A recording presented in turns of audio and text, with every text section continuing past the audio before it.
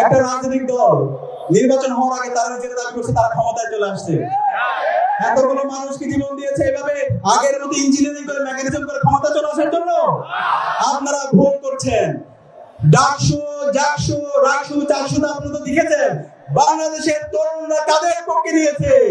বাংলাদেশের তরুণরা ইনসাফের পক্ষে নিয়েছে এবং আসন্ন নির্বাচনেও এদেশের মুক্তিকামী মানুষরা, আমাদের মা খালারা, আমাদের ভাইরা চাচারা ইনসাফের পক্ষে থাকবে।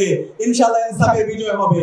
সুতরাং কেউ যদি আবার নবফেস হতে চান, কেউ যদি আবার সেই চাঁদাবাজি টেন্ডারবাজি ফিরে আসতে চান, কেউ যদি আবার সন্ত্রাসবাজি করতে চান, কেউ যদি আগের মতো কেন্দ্র দখল করে মেকানিজম করে ক্ষমতা দখল করতে চান, বাংলাদেশে ফেসিবাদের যে পরিণতি হয়েছিল, খুনি হাসিনার যে পরিণতি হয়েছিল, তার চাইতে খারাপ পরিণতি আপনাদের হবে। নির্বাচনের একদিন কেউ যেন বেশি শক্তি প্রদর্শন করে আমাদের যে গণতান্ত্রিক অধিকার, সে অধিকার যেন কেউ হরণ করতে না পারে, সে জায়গায় আমাদেরকে সতর্ক থাকতে হবে।